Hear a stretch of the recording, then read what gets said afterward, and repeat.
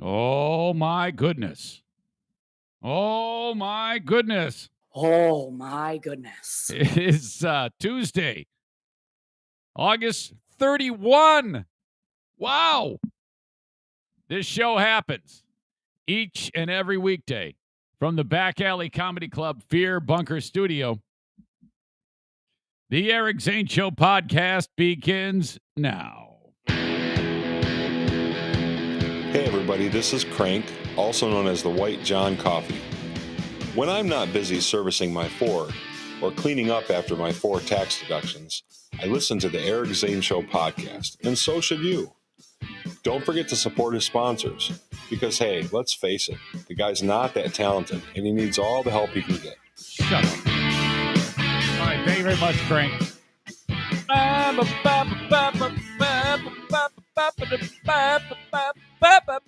want to get another tattoo. I'm going through that weirdo thing where I don't know. I don't know if for me it would be it's more than a midlife crisis. I started having my midlife crisis in late June of 2008. I was just about to turn 38 years old. That was weird. There's some real oddities in that time in my life. I was very abruptly snapped back to reality, though. But since that time, I've always felt the need to do things that people who are much younger and much cooler than I would do. And I don't know, it's some last ditch effort, I guess, to make myself, I don't know, feel younger. What? And I really don't struggle with that. I think the best way to feel younger is to stay physically fit, which I am not. So then I want to circumvent that by like, oh, I'll get tattoos. And then like that will make people think that I'm younger. Now, I'm not really going to do this, but the notion does cross my mind from time to time. And then I'll say to the Queen of the Forest, I think I'm going to get some tats. Shut the fuck up. You don't know. Shut up. You're not getting a tat. She just lowers the boom on me. No, you're not. What? How come? I kind of think it would be nice if I. Well, what do you want? And I'm like, oh, I don't know, a whole sleeve up my arm. And she's like, shut up, you sick idiot. Tell you what, it was nice having the Queen of the Forest here yesterday, working downstairs. She can't do it today, but you know, it was just great knowing that I'm up here screwing around, being a dumbass, and she's downstairs doing her thing and her career. Very, very cool. But all right. So that's kind of what was just boiling on my brain. I have something very, very fun coming up in 9 minutes. He said, I'm going to come back on Tuesday, and I'm going to discuss it with you. There's been big changes to the statewide web address. The one and only Bill Simonson is going to check in here. Now, I need to give you a little bit of background just so that you're clear. When I was on the radio on WGRD, I didn't know Bill at all, but he was very fun to troll. So that's kind of like my bread and butter. So I would say some nasty shit about Bill all the time. And I had never met him face to face. I think I might have had one brief interaction with him, but I didn't know Bill at all. All I did was heard stories about Bill. And none of those stories were flattering. People were very, very quick to throw Bill under the bus about one thing or another. So, you know, I kind of used that as ammunition to just unload on that poor son of a bitch. And I think, he would have fucking strangled me if he got his hands on me, I think. So then fast forward to February of 2016, I get shit canned. The first person to reach out to me is fucking Bill. I'm like, well, this is interesting. And, well, that kind of got the ball rolling because, truth be told, I didn't really have a lot going on in radio in this town. I had reached out to the folks at iHeart, and the guy that runs the show there, quite literally, this actually happened. This is a behind-the-curtain moment. It was kind of like early stages of a negotiation, very preliminary. And the boss there actually said, well, what is this going to cost us to get this guy in here? And at the time, and that isn't the case now, but this isn't the case now, but at the time I was working with an agent, and the agent, his name was Joe Belanca, was talking to this dude, and he goes, well, Eric's going to need this. And he said the amount, and it wasn't, oh my God, no, we are not ready for that. And then thanks anyway, it was just the guy just hit the red button. He just hung it up. He didn't say goodbye. He didn't say thanks, but no thanks. He just hung up.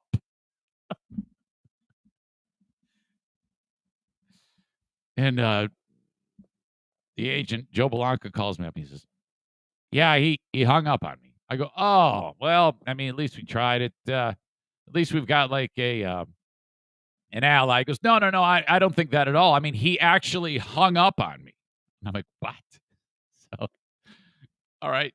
So I had nothing.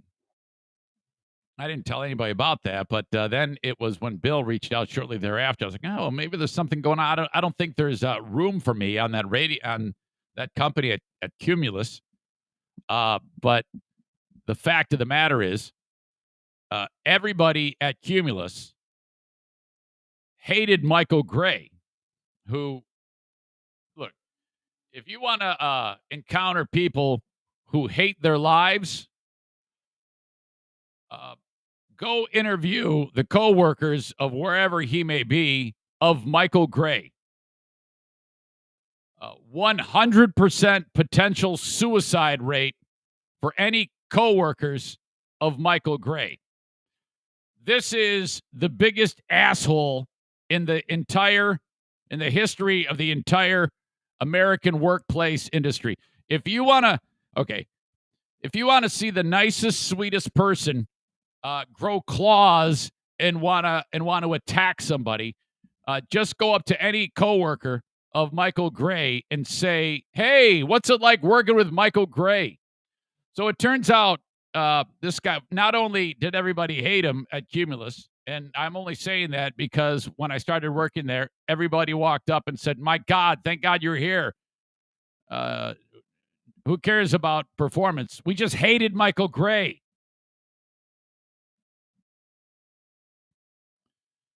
Not only that, no one listened to his show. He sucked. Now he's working for Unabomber Radio in fucking Montana. That asshole, that motherfucker. The day that the shit hit the fan when I got fired from Cumulus, and for a brief moment I thought Bill got fired, he was the one typing karma and retweeting like the press release or whatever. He's a fucking idiot. Anyway, I digress. Bill was the only guy who reached out to me and courted me and said, you should come work for us. And then he helped make that happen despite all the shit that I put him through. And he's been there by my side through thick and thin through almost 3 years now of not working in radio. Bill had something monumental happen to him, and I'm going to bring him in about 3 minutes. This is a daily show where I discuss news, nonsense, and my personal adventures each and every day of the work week. Several places you can get it. Facebook.com/Eric Zane fan page. Like it, share it, please. Periscope, a video on Twitter. Please retweet it. Those are all brought to you by Irvine's Auto Repair, Grand Rapids Hybrid and EV, also Blue Frost IT. And then on the almighty YouTube. Eric Zane Show on YouTube. Subscribe to the channel, bell notification, hit the thumbs up. That's brought to you by My Policy Shop Insurance. BuyInsuranceHere.com. All right.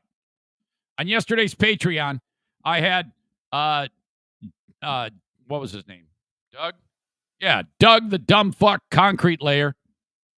A follow-up to his anti-vax craziness. I had that on the Patreon yesterday. I actually released the whole thing, the free podcast version and the follow-up on the Patreon, and posted it all for everybody to see. But anyway, reason why I bring it up, patreon.com/Eric Zane. Every single day I do an extra podcast. You should check it out.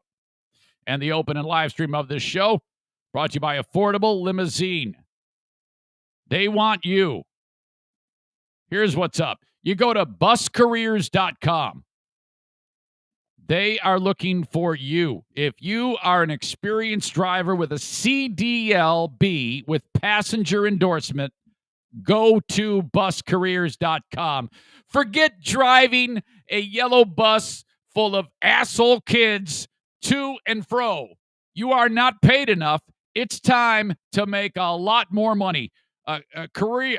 Yearly earnings as high as $60,000+ a year. That's exactly right. This is a company that I work for on the side. Okay, I love these people. Ben and Justin run the show over there. Justin owns the place he has for years, Affordable Limousine. You've seen him everywhere in and around West Michigan and beyond. Ben is the GM. These guys are awesome, okay? Awesome place to work for, and you work on your own schedule. So what we're doing here with Affordable Limousine right there is we're trying to recruit drivers, experienced drivers with a CDLB with passenger endorsement. Go to buscareers.com. You could be doing this. You could be driving for corporate trips, weddings, college or university sports, high school sports, because they have these massive buses. People get on. There you are. And then this is what you do. By the way, you're earning a great wage, okay? And then, like, you're walking out and people are throwing 20s and 50s at you because of the amazing, safe, and steady driving job that you did for them because you are the best in the business. You deserve so much more, okay, than just your hourly rate when you're driving that bus packed with people or kids. And you're going to meet so many amazing people. I can't stress this enough. If you have a CDL with passenger endorsement, you go to buscareers.com. Go there, fill out the form, and then they're like, maybe this lady or this guy is the real deal. It's time for a change of your career. And again, you can work it on your schedule. This is how it works. You get a link from the boss, or a text. Hey, can you drive Tuesday at 2 p.m. to 6? This is the job. Can you do that? Yay or nay? That's it. Okay, if you want to work 1 day a week, you can. If you want to work 6 days a week, you can. It's awesome. Buscareers.com. Get a job with Affordable Limousine. All right. Not quite done. I'll bring in Bill in just a second here. A&E Heating and Cooling reminds you that as we get closer to summer winding down, you will need that furnace checked. 616-516-8579 for A&E Heating and Cooling. Anything goes south on your setup, air conditioning, or furnace, they can install a brand new Comfort Maker brand of furnace or air conditioner with A&E Heating and Cooling. 616-516-8579. Call or text. And then, of course, there's Blue Frost IT, longtime sponsor of this show, the number one managed IT service provider and project work at Blue Frost IT, voted on by their peers in the industry. That is true. These nerds get together and they can't vote for themselves. They voted for Blue Frost IT. So whatever you need for your small or medium-sized business when it comes to tech, call upon Blue Frost IT. Reach out 616-200-8550 for Blue Frost IT. He is driving, a very, very busy man today. And as I indicated to you in the open, he has always been very, very supportive of me. And big news coming down the pipe yesterday that Bill Simonson has signed on 96.1 out of Grand Rapids, Michigan. A great big fat, I believe, 50,000 watt signal. Bill, congrats on the change in frequency in Grand Rapids. You know what, Eric? Man, first off, it was awesome to run into you yesterday, and just I'm so proud of what you've built up, and there are so many people who have tried to tear us down, but there's something that keeps happening. We keep doing bigger and better things, and making the move now to the huge show weekdays at 3 on 96.1, and adding, three different audio platforms in Detroit with the Roar, which is part of Beasley in Detroit. And man, X's and Bros now a local or statewide sports team based morning show on 96.1, which is airing right now. Man, I'm just really excited. I'm going on 60. I don't know how much longer I got in this business, but when you get big days like this, it's all about hard work. It's about good people. And like I said, who knows? I think before it's all said and done, me and you are doing the ultimate podcast, and we're going to finish our careers with food shakes, living up in Gaylord. That sounds actually wonderful. And I think that when you talk about that, 2 years, 8 months ago, things got a little sideways. But it's just good to see that you were able to stay with it, first of all, because it definitely wasn't as strong as when you were on 107.3 because of the power behind the signal. But this is big, and that's all ancient history. You stuck to it, and I will say this: a lot of people, like you indicated, have tried to tear you down. That's got to be that's a very good feeling to be in the same town, still doing it despite all of that nonsense happening. People trying to bring you down, Bill. You know, what was pretty cool is that I went up and down the freeway system in Grand Rapids with one big finger out the window. I drove around for a good 30 minutes. We got the budget cuts, which you were a part of, which we can't control. And Bruce Law was awesome to us at Cumulus. But I will tell you, with the pandemic mixed in, and I told Superfly Hayes, Brett Hayes, formerly Lurch, with you guys over there at Free Beer, I said, we'll never experience a tougher 2.5 years on a professional side. And you persevered. I'm listening to you take care of all your advertisers. You've grown your own product. Here you are with your own studio. You set your own hours. You're a radio talent. You're as good, Eric, as anybody I've ever worked with. You and Kevin Matthews, I think, are two maestros in a studio. We keep going because the people, not us, the people still support us, and the people will be listeners and advertising partners. And that's the root of radio. And anybody who thinks they're bigger on air than any listener or any advertiser, your ass will be working at McDonald's on the microphone before you know it. Now, I talked, Bill, about my initial attacks on you back in the day. I hadn't actually met you or gotten to know you in any way. I was simply going on hearsay about what people had said about you. And you'll probably be the first to admit that there are a lot of people that would love to take runs at you. Isn't that correct? Oh, if you went on hearsay on what people say about me, chances are Homeland Security would be knocking on my door. If you went on what, because there are, I'll run into somebody to go, wow, man, I heard you just got out of prison. And I'm like, what? or like the people say, so you're dating a 19-year-old girl. I go, I am. It's just the way Twitter, the social networks, which are good on these platforms, you do a great job, but also it creates the ability to just totally bullshit people. I mean, it really does, and tear somebody down. But you know what? I know, and I said this to you yesterday, Eric.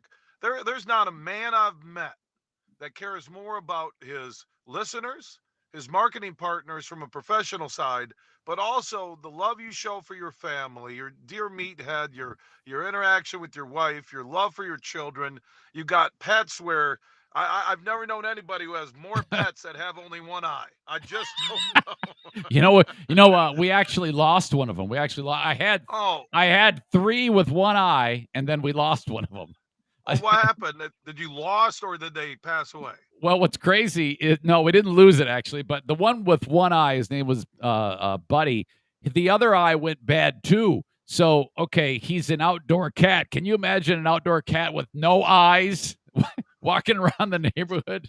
So I had to put him. I had to euthanize him. Oh, you put Buddy down? Yeah, it was rough. It was rough. Oh, I remember when we had a cat, Vu, about it was 12 years ago, maybe back when I was married. I took the cat myself to the veterinarian. It was out in Caledonia, and I there wasn't a lot of emotion until I had to lay. They asked me to pet the cat till they gave it its shot. Oh, And yeah, that's oh, rough. and then I walked out of there. I sat in my car and I just cried like a baby. And Yeah. my kids were still really young then. When I say really young, they're Ava just turned 16 today, Oh my so God.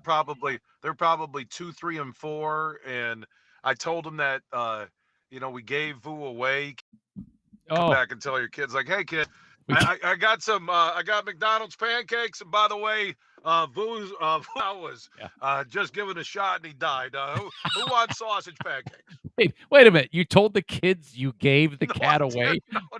No. I do. When we've had animals that are put down when kids are little, I tell them we gave them to a good home. I don't I'm know not if that gonna. I don't know if that's better. I don't I think because then they get older and they say, "Hey, can I go see the cat?" And I go, "Oh, those people moved."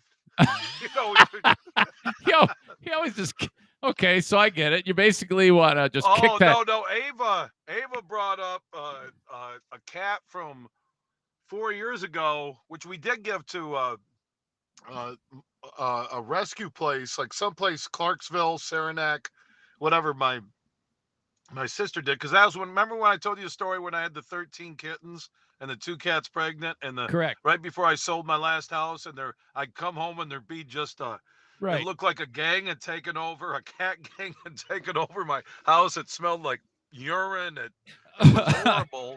And I love the cats. There'd be a cute moment where they'd all be playing. And then when you realize with 13 cats and 2 adults, I had 15 cats. I was the cat guy. Yeah. Oh, Did you name the cat Vu after the strip joint Deja Vu? no, I named it Vu after champagne. It was after hold on. You're like, you know what? There's a lot of there's a lot of play on words with names. Right. Hey, Vu. Hey, Vu, what you know? Hey, I got 2 cats, Deja and Vu. Right. The kids. Yes, that would be good. Kids, your animals are all named after strip bars. Hey, this is my cat Mercedes. The cats are named after strippers. Hey, this is my little pit bull $1 Million Club. Do you like him? He's nice. So let me ask you this too. Why does Free Beer hate you? What did you ever do to him? I never said. I actually have praised him up until his recent tirade about me looking better than him in old photos. And I think the guy's a network level play-by-play guy.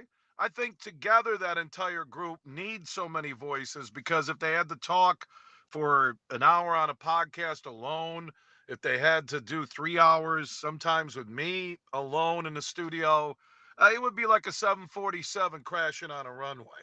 But I don't know what I did to any of those guys. I know me and you had our moments, and we got to know each other at 107.3, and here we are talking about my move to 96.1 in GR and the rest of the huge network. I don't know, man. I could see the guy. I'm not at the want to punch them in the face mode yet, but I could get there. Okay, maybe with time. Maybe with time. No, I think, what's going to be cool is the timing of them ripping me a week ago, and then the massive media release on all this move to 96.1 and the second biggest sports station in the state, that Free Beer and Hot Wings, one of the most popular morning shows, They wrote me off a week ago. They talked about how I'm dead in the water, how I have a nobody listening and a small FM and I'm Right. nothing. I'm on the downward spiral. And here I am starting. Well, I started yesterday at 3 on 96.1, but they had the Tigers. But here's the launch day on 96.1, the Right. game in Grand Rapids. Let me just tell you, and I was part of this. And the habits haven't changed because I did this. They are not above punching in their minds down. They will punch the fuck out of anybody. So that's probably what this comes from. And so, whatever. I guess that's just how it's going to be. Hey, you know what? And I say this, Eric, and I've always told you on and off air. You and I, we rip sports figures, politicians, musicians, entertainers, actors. We do that. We'll rip some listeners who are out of line. So again, if it's not truly deep down personal and it's Right. that radio jab, I'm fine with that. It's not like they're knocking on my door or I'm taking my kids to school this morning and free beer pops out of the bushes and he says, "Hey, what'd you say about me?" I mean, No, I don't think it's that's not. going to happen. No, and I wish him luck because if I was him, I would just get out of the morning radio thing and go do play-by-play because he could be a national talent. I Well, really think that. I think all anybody has to do is listen to that show for any amount of time these days, and then Oh my God, they, that woman is just driving me. I really respected those guys until they kind of went below the belt last week, and but that woman is just talking too much. I mean, those guys need to call a divorce lawyer. I think. Okay, did you know that they both those guys went through a divorce? Haven't we all, except for you? Oh shit! I will say this. Well, your wife, see, in all my radio, 30 years, right? Into my 30th year, the guys who stayed married are the guys who had cool wives who understood what they needed to do, time and commitment with their job. And you have a fantastic wife. You have a family that has embraced and what you've done, and also your family saw you go through some tough times, Eric, and you came out on the other side even better. And I think that won the respect of your wife, your family, your friends, and I just, being in radio, being in the entertainment business. Sometimes you think the grass is greener on the other side, but the family, the when you have to make this commitment to the media, to your job, like anything in the entertainment side, sports, music, it can take its toll on a family. It really can. Now, Bill, I know you got to get to a meeting. I just know that when you left the great Cumulus, you had some deep roots there, and I just imagine you walking through the hall to the elevator with your box of stuff and being met by this lovely, sweet redhead who just wanted to hug you and tell you how much she enjoyed air checking you and loving you. I mean, can you maybe shed some light as to that touching moment with that sweet soul that saw you out the door? Oh, the people at Cumulus who I worked with for a long time all got a note from me, and we don't connect to everybody we work with. And my move wasn't based on anybody I worked with, but we know the good people in radio, right. and we respond to great leadership. And all I'll say is that Eric, in the move with Tim Fagan, with Dave Taft, with Brett Bakita and me had a private conversation yesterday. Nice. Man, it began 20 years ago. I was joking with Fagan. I was telling him, man, I remember that first week I was on, Bakita was doing a high school football game on Friday night. I had just got done. My show was like 4 to 6 at the time, and he didn't know I was still there. And his producer has the door open, running the high school game, and you hear Bakita go, "My God, when is that Simonson guy leaving?" and now, but you know what? With Brett, and we even talked about it. How again the perception. Do I rub people the wrong way when I meet them? That's probably true. But we laughed, and here we are back together. We recorded an interview yesterday that ran this morning on Wood Radio in town, and we're working together. I mean, so many people. Eric, you're over there. Kate Arnold, Brett Bakita, Marcus Bradman. Where I ran into Marcus again, and I could understand 5 out of 10 words he said, and I said, you know what, we're back. We got all these people. There's Kim Lozano. I'm trying to remember who else that we worked with across the street. They have. I really think there's a bigger place there for All you right. one day. Yeah, well, you never know. Well, No, Bill, I do, Eric. Eric, what you're building right now is big. Will get bigger. Your audience loves the hell out of you, and man, I just respect you. I don't care if our careers ended today, both of us. I have laughs. I remember when you're doing bus stop karaoke with Ava. I still have that video. I'll watch it, and she's jamming with you, and we're out there at the bus stop by Woodland Mall. yeah. And I just, you're creative, you're caring, you're funny.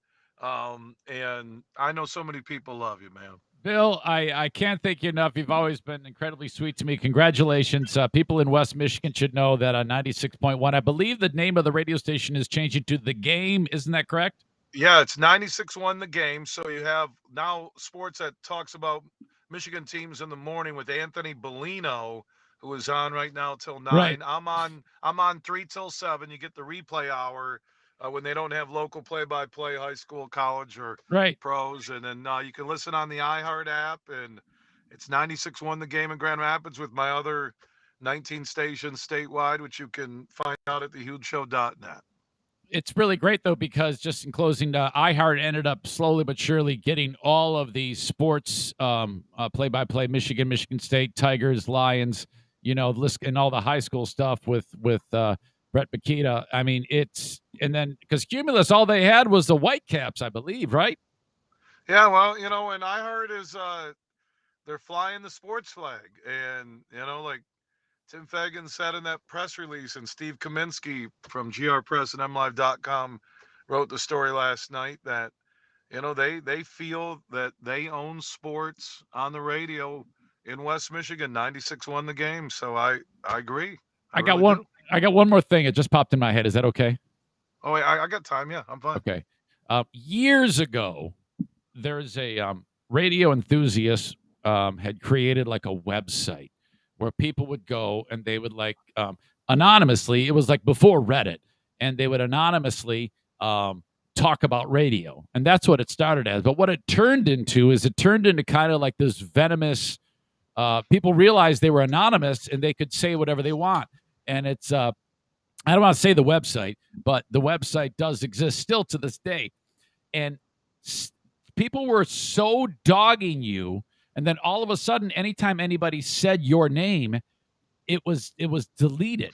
And then the story goes that somehow you managed to get them that if they actually typed HUGE, they would be sued for everything they had. True or false? True story that I went. Well, what happened was they started. I have a line. That's why I can laugh about Greg and free beer, and I have a line that when you go after my family, or when there's a line that is too much in my mind when you're getting attacked. My children, my ex, my life, whatever it is, it's not the business of anybody unless it's true public record, right? I'm arrested or whatever, and but you're right that this website just used to be about media talking back and forth about format changes or a new meteorologist or anchor on a TV station. And it became, it was before, Twitter and Facebook where you can still hide, but it was just, it got too personal. And I said, hey man, I had a lawyer write a letter, cease and desist, and you can talk about me, but just don't use my name. I and like so how they started. Yeah. They started using the asterisk, like H asterisk asterisk asterisk, and I'm thinking that was even better. That even whoever came up with that, It Yeah. even was like an F you to you, Bill. And but all this stuff. I mean, you had the Moss blogs. You had who Oh, that guy. he got banned by Twitter What and a Facebook, bad I think. dude. That is a bad human No, being, I that think he guy. got banned. Oh, He hasn't been around doing anything for a couple years, and that was all at that same time. And I'm under under fire, and even it seeped to some advertisers who then they took a deep breath and they said there's nothing there, and that's part of this woke culture right now, that you have to step back and look at it. We talked about Morris and Otani and he did the wrong thing with the Asian accent, but apologized immediately. Otani said it didn't bother him.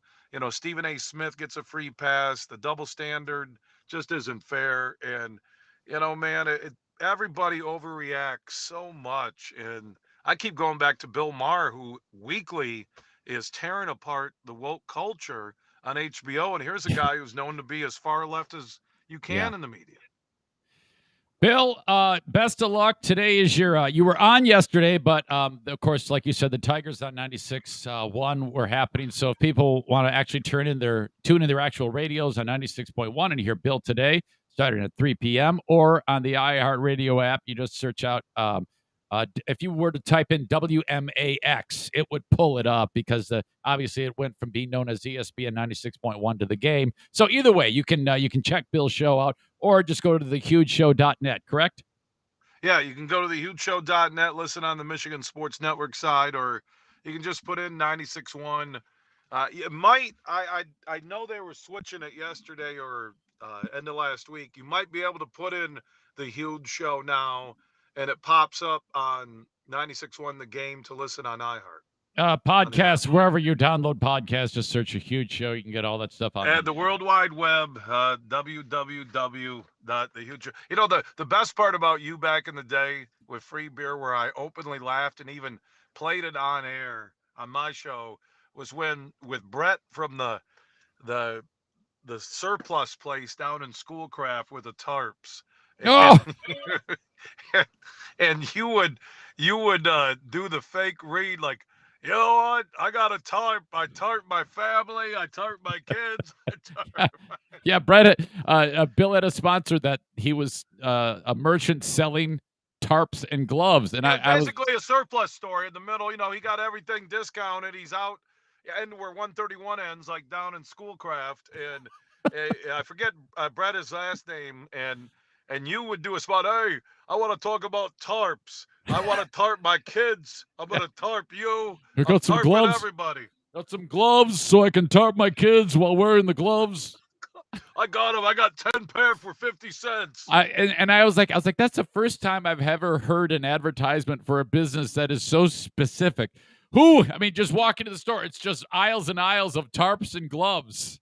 Have you seen it? It's B&G Surplus. Now I'm remembering. I don't need to see it. I don't need to see it. I got blue tarps. I got red tarps. I got turquoise tarps. You could get a gray tarp today with Brett. Tarp. This is a Legend Ace and Ava. I tarped them all. All right. Well, break a leg today and tell the folks at iHeart I said hi. They love you, Eric. You know what? You're respected in the radio industry. You're respected by your advertisers, by your listeners. Thanks so much for the love. And 96.1 The Game, new home of the Huge Show in Grand Rapids, weekdays at 3. Have a good one, Billy. All right. Love you guys. Bye. Love you. See ya. There you go. The one and only Bill Simonson. I don't know so much about the respected in the industry thing. I think I'm not. I think there are some people who do respect me in the industry, like Bill, the handful of people he mentioned there during that conversation. Some not so much. You fucking hypocrite. You fuck that guy. Fuck him. Fuck you. Fuck you too.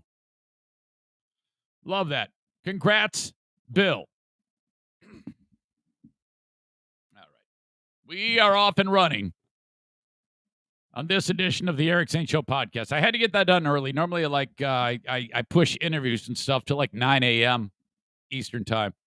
But he had something going on, so I appreciate him making the time and joining me. So that is cool. Hang on. Oh.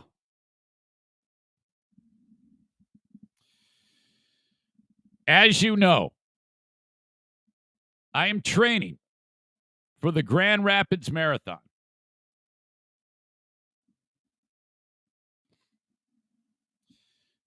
The last few weeks have been a little wonky in the training. This is where you go, by the way, if you want to donate. Because I'm racing Mike Ball. Longtime friend, listener of this show. October 17th, Grand Rapids, Michigan. You go to the site that you can see on the screen right now, or that I will post in the show notes of this podcast at the end of it. And you donate $25 to the AT Children's Project. From there, you bet as to who is going to win. And you put by how many minutes. Person who correctly picks the winner with the closest time wins a $300 gift card. Second closest, $200. Third closest, $100. It's been a lot of talk about me not being ready. Yesterday was my first race pace run. At this point in the training, you get to these days where the schedule says run, in this case, 6 miles at race pace. And then as we get down to the back half of the 16-week training program, you're going to see more and more of those. It's going to get up to like an 11 or a 12 miler at race pace. So it's kind of like these little, you're slowly increasing the distance over a period of weeks mixed in with the other training. So yesterday was the first one of these race pace runs. Basically just warm up for a mile, which, by the way, is taking me so damn long to get warmed up these days. But I have to make it through a mile. Okay, I'm ready. I'm warm. My muscles don't hurt anymore. My joints don't hurt. Let's get after it. Chris says, by the way, Eric, the negative talk is by you. You're right. But I don't know about that. Aram said to me, frickin', I wish I could change my bet. Look at, there he is right there, smarting off already. One of my Armenian brothers is turned into like my biggest adversary. What are you doing? So Zizi's race pace, and you think he means it equals Mike Ball's recovery pace. And I think you're right. He says Easy's race pace equals Easy's recovery pace. Yeah, I think you mean Mike Ball's recovery pace.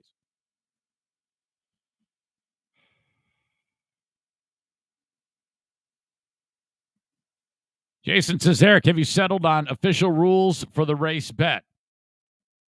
For example, is it closest to time without going over? Or what happens if two people pick the same time? Just curious. Well, so if two people pick Mike Ball by 13 minutes,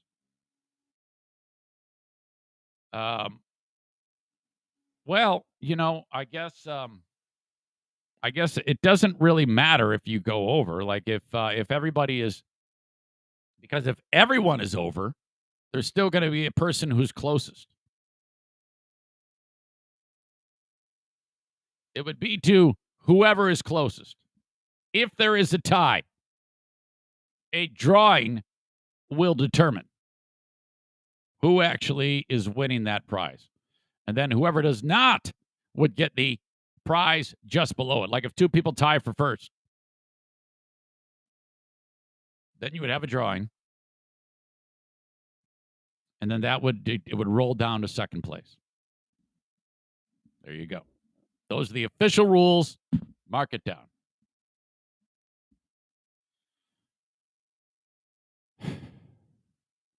I can't tell you how fast Mike's going to go.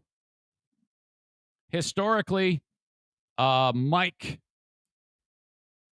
half marathons, I think he usually comes in at about 8 minutes a mile. every time. I think that's usually the amount of time he finishes this particular race. Now, he may have been pacing people in the past. I don't know, which would mean that he's running at their pace and just trying to get them through it. But historically, he runs about 8 minutes a mile, maybe a little bit faster for the Grand Rapids Half Marathon. So yesterday, I go, all right, I'm going to get on this treadmill and I'm going to get this done. And I'm like, I'm going to start the first mile at 9 minutes a mile, and then I'm going to pick up the pace for the duration. I did finish it. And then I did increase the pace with every mile. And I ended up averaging 8:35 for the 6 mile run, which, at this stage of the game, as fat and disgusting as I am, and you're like, Zane, you're not fat. No, trust me, I am. I'm fat as shit. That was a win. So, all right. We've got about 7 weeks to go in the training. Stand by. I need water.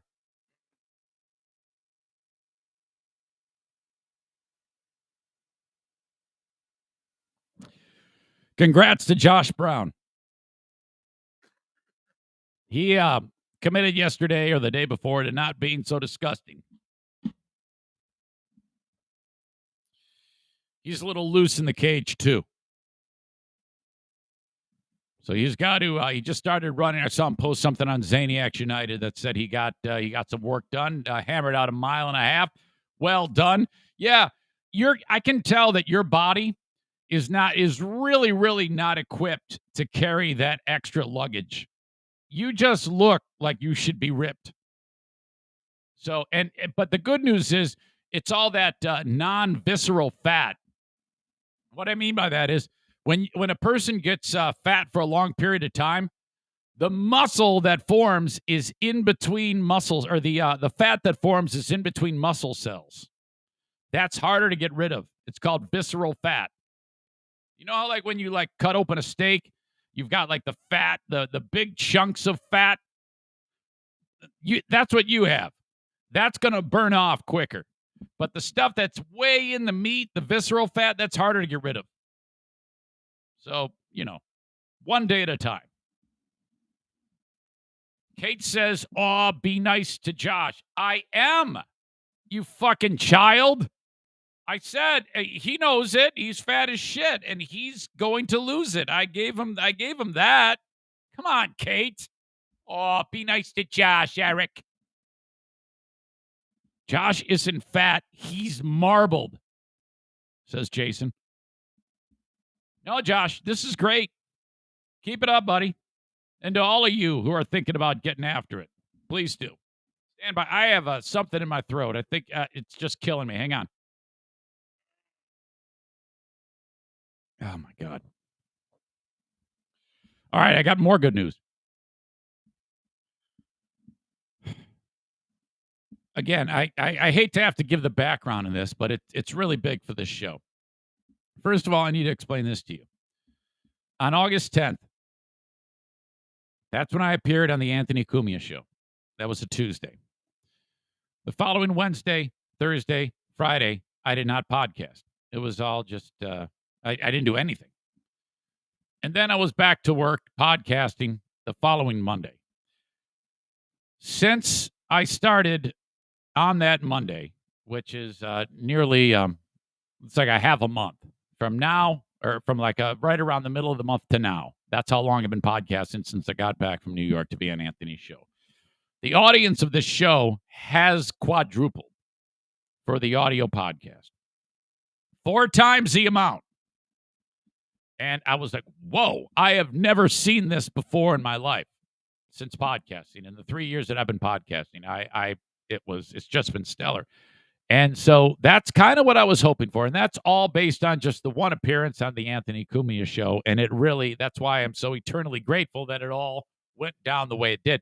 And then I also went into detail about the story of how E-Rock from the Cumia show, who runs Anthony's network at Compound Media, he just kind of said, "Hey man, why don't you do an hour and send it my way?" Now, And then, now it doesn't guarantee that he posts it on their platform, which has tens of thousands of people that subscribe to it. But there is a spot at Compound Media called Pilot Shows. People who've done one episode. And the intent is put it up there, see what type of response you get from the audience. And that could warrant more shows by the person making the show. In this case, me. Well, when he approached me about that, it about blew my mind. I was like, this is a fucking great opportunity. I'm going to get in here and I'm going to fucking crush it. So I did a show here that has not been heard by anybody. And in it, it's a little different than what you're used to because there's a lot more background as to who the fuck I am because these are all new people, basically. You've never really heard me do my thing from this room right here with all these fucking signs around me. But I did it, and I sent it off to E-Rock. And I didn't hear back. I'm like, oh, shit. So I sent him the, hey, yeah, if you have any questions, which is I always do that. I can never just leave it alone. You know, it's just a gentle reminder that I'm still here. I'm like, oh, my God, please put it on the platform. Please, fucking A, put it on there. And then he reaches out and he goes, hey, yeah, do you want to do a show for Labor Day? Go ahead and do one more like your show. And I'm like, oh, fuck. What I sent you kind of is exactly what my show is. It's based on a lot of storytelling. I don't like to, yes, I'll talk about news, but the best thing I do is just sit here and kind of fucking shoot the shit with you. I gave him the other go, yeah, that is a huge thing. I really appreciate that. I can absolutely do that. Just so you know, typically what I do is not much of a departure from what you already saw. I mean, that's me saying that's the best I got. That's it. And so then he responds, he goes, yeah, well, I can post the one you send. Maybe I'm overthinking it. He suggests to me, and I go, no problem at all, man. Whatever you want. I'd be totally fine if you aired what I sent you, and it's just great. It would be really, really great for me. So whatever you decide to do. And then I said, and if you like it, I'll do this for as long as you want me to do. It is nothing for me to get behind this mic, look into that camera, and do an hour. I mean, that is kind of what the years that I've been doing this, it makes it so once that light comes on, a little blue light, it's you better fucking do something. So I'll do this for as long as you want me to do. So he said, okay, man, we're putting that show up very soon. Just give me, he wants me to send him some information about, where people can find me and stuff like that. Cause this is all brand new. So this, and I've said this before, when you're a ham and egger like I am, doing what I do, these little victories, and I would say this is a big victory, go a long, long way to helping this show grow. And for all of you that have fucking stuck with me back when it was shitty and you put up with me when I rubbed you the wrong way and you're like, you take me for who I am, that is fucking great. I really, really appreciate that because I wouldn't have had the opportunity otherwise. It's all part of a bigger picture, if you will, that seems to be coming together at least a little bit more cohesively as of late. So you guys are awesome. Thank you for that, and I'm very excited about it. I'll direct you more explicitly if you would like to, whatever. Just sign up for a short subscription to Compound to be able to see it on your own. So thank you. I heard through the grapevine that the one and only Jason Schaefer ate the Pocky One Chip Challenge, as well as Patriot Nick. He did it again. I think Patriot Nick went like an hour and 15 minutes without drinking a bit of the heavy cream to knock the sting off. And I cornered Jason's better half, the lovely Andrea, and I go, well, how bad did it kill him? She goes, about 15 minutes. I'm like, wow, that is remarkable because I was ruined for 24 hours. I was injured by that stupid one chip challenge. And I said, well, did he vomit? And she goes, he dry heaved. Man, part of me thinks I should have gone to the hospital when that thing happened.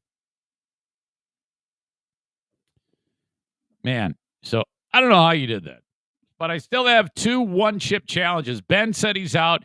Gabe Dombrowski, listener Gabe, says he's in. We shall see. I still don't know what I'm going to do with that. All right, so that's kind of what's going on, what happened with me yesterday. I was pretty happy about that, I guess, but I think Mike is going to fucking kick my ass in this race. Go ahead and support the AT Children's Project, atcp.org/Eric Zane. I'm going to play for you.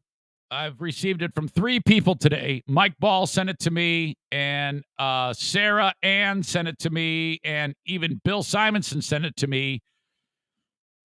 The school board meeting in the state of Virginia. This has nothing to do with COVID. Thank God. It is, well, it's kind of like taking a page out of PA pranks. I'll get to that in just a second. But, as usual, I got a tinkle. Stay put.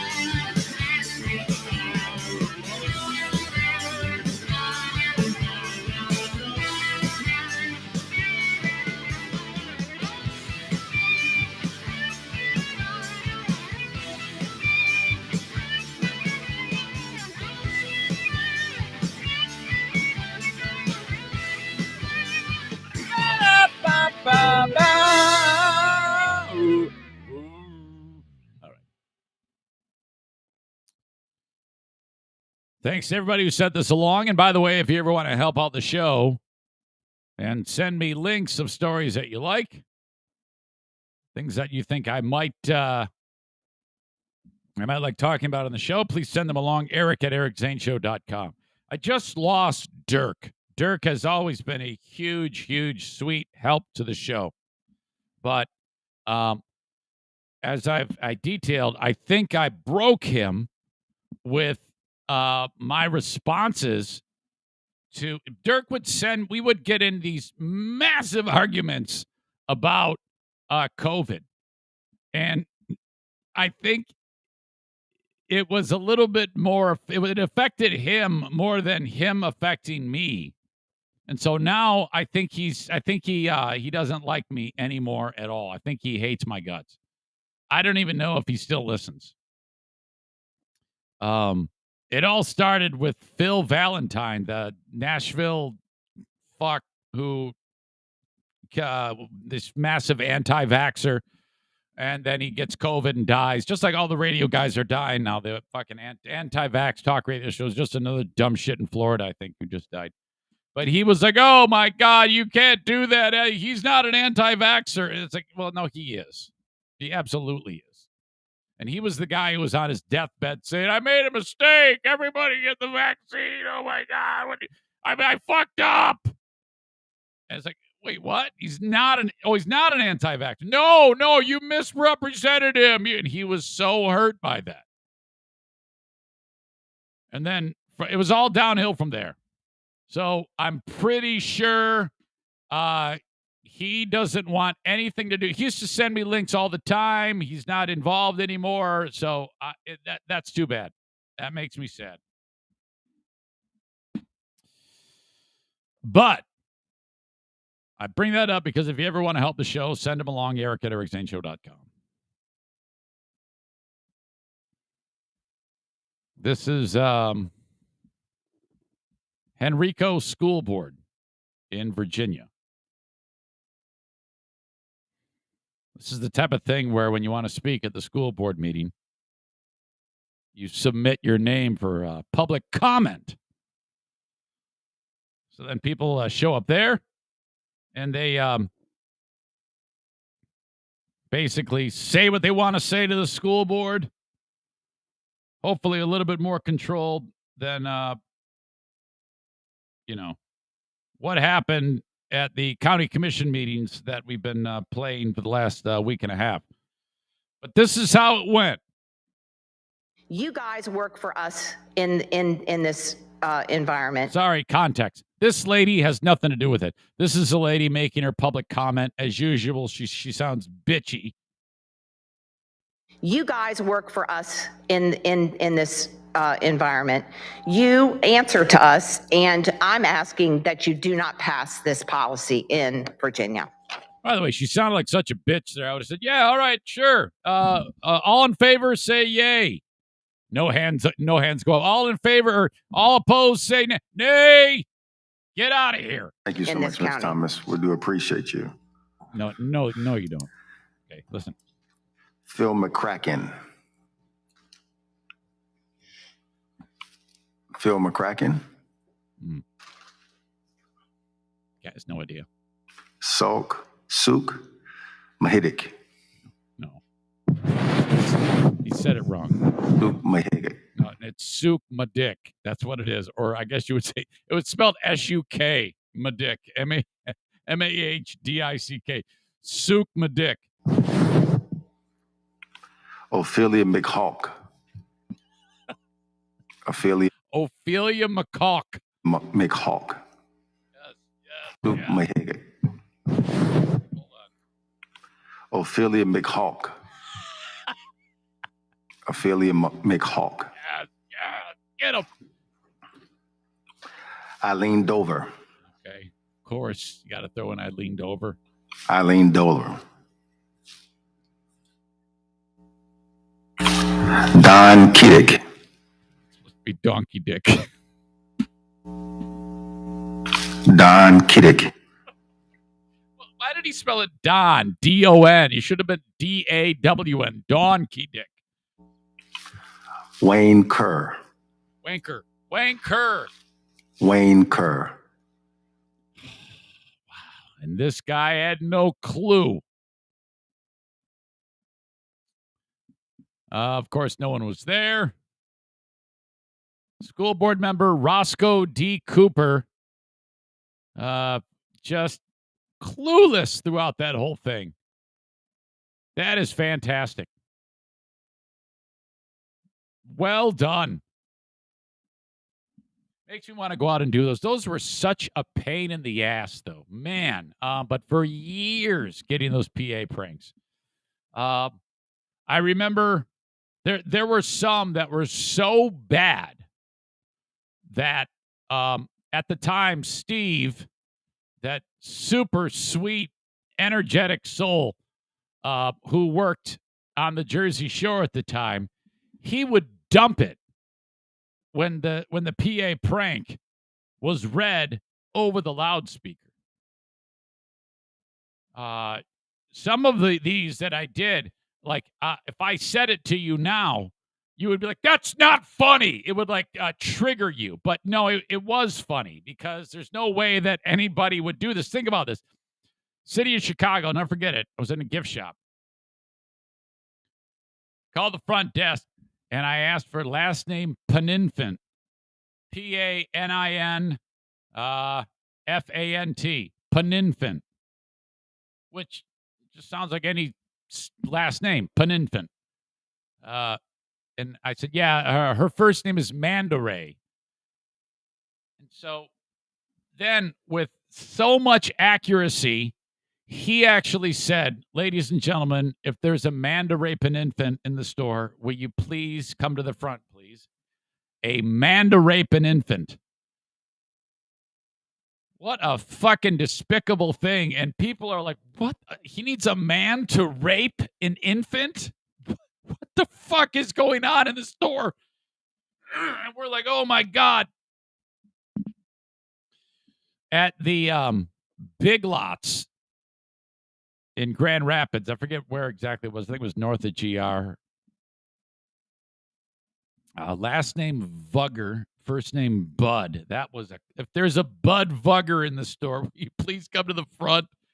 And then there was last name Lerfondler Todd. Todd Lerfondler. If there's a Todd Lerfondler, because my names were so accurate, they became sentences. If there's a if there is a toddler fondler in the store, please come to the front. Ugh, we had so many. I understand that the boys are still relying on the golden oldies on regular interval on the show, sandwiched in between the riveting go around the room segment and still playing those things from time to time. Ah, yes, the glory days. So much fun.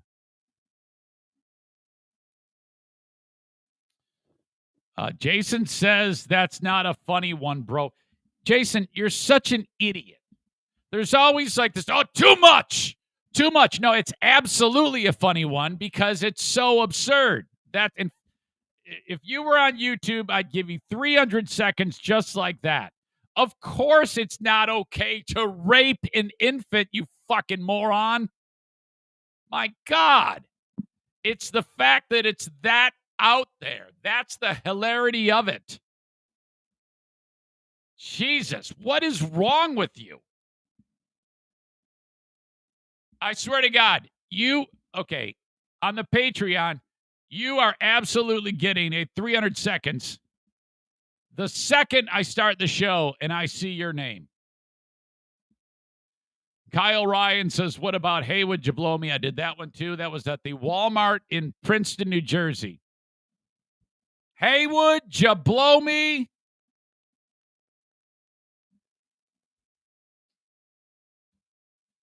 Welcome in Public Nuisance, who has been just killing it on the Free Beer and Hot Wings subreddit lately. That bunch, what a bunch of assholes. They have no idea what the fuck they're talking about over there. I hate those fuckers. All right. Where am I here? I know what the fuck's going on. I got to focus. Okay, workout, Dear Meathead. Oh, Dear Meathead, tomorrow I want to hear from you. Eric at ericzaneshow.com. If you have a question for Dad on Dear Meathead, reach out. Eric at ericzaneshow.com. Put your questions together about any topic at all and send it along for my dad, who last week on the show, I broke the news to him that he is actually 87 years old. I have merch. I would love you to wear an Eric Zane Show podcast t-shirt. ericzaneshow.com. Click on merch, and off you go. Numerous shirt styles, designs, colors. It's all there. All the merch you could possibly want. ericzaneshow.com. Click on merch. Gun School is coming up with Prince Arming. If you've always wanted to carry your pistol concealed, and I encourage you to do do so. That I can't even talk. It's not even about being your right to do it. I think you're all obligated to carry a pistol. I think it's very, very important. And you have to have the certification before you can get your pistol license in the great state of Michigan. Coming up Thursday, September 23rd at 5:30, the classroom is in Allendale Charter Township, Michigan, for CPL School with retired U.S. Army Major Steve Prince. More information at princearming.com. The class cost you $125. So thank you to Steve Prince. The Mario Flores Lakeshore team of Van Dyke Mortgage invites you to reach out to them if you're thinking about buying. Get pre-approved before you buy a home. It's very, very difficult to get a home these days because the market has very little inventory. So all of these attempts at buying a home turn into bidding wars. So I suggest, let's say you can get a $200,000 loan, a mortgage. You're pre-approved from Mario. If I were you, I wouldn't look at a home that costs $200,000 because that price is going to go up because all the people that want it are going to turn it into a bidding war. So go 180, and then you can get in on the action. I don't know what my problem is today. 231-332-6505 for the Mario Flores Lakeshore team of Van Dyke Mortgage. All right, when it comes to buying insurance, I can't stress enough about having an insurance agent to be with you every step of the way. If you or someone you know is getting ready to turn age 65 in the next 6 months, do not go into the Medicare system on your own. It's very difficult. There are a lot of things to navigate. You need someone like Frank Fuss to help you with that.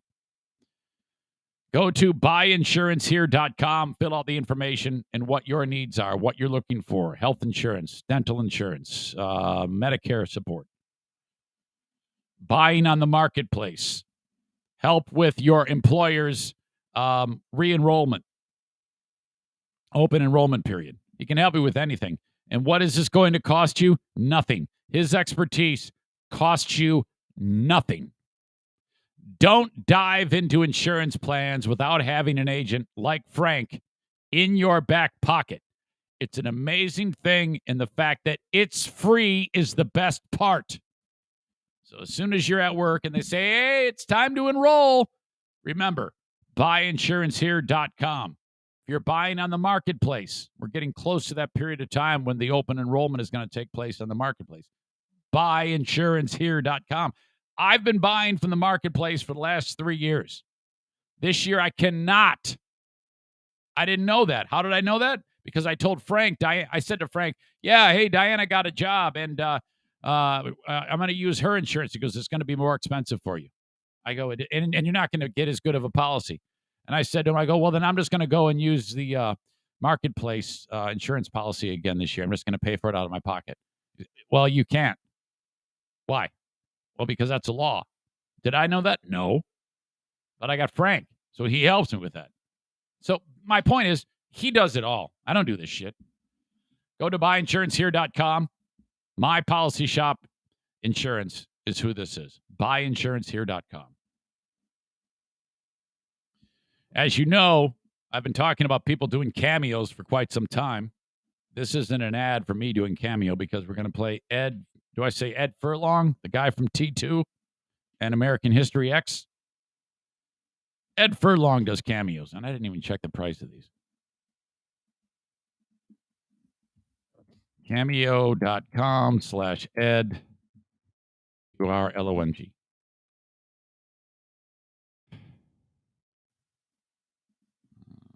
see him. How much do you think Ed Furlong would charge? Just $60.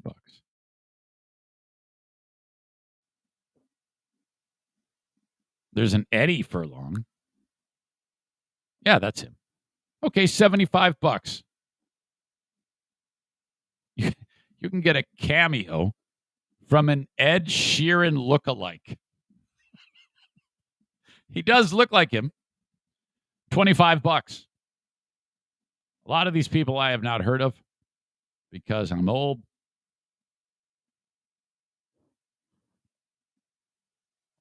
Pro wrestler Big E is $300.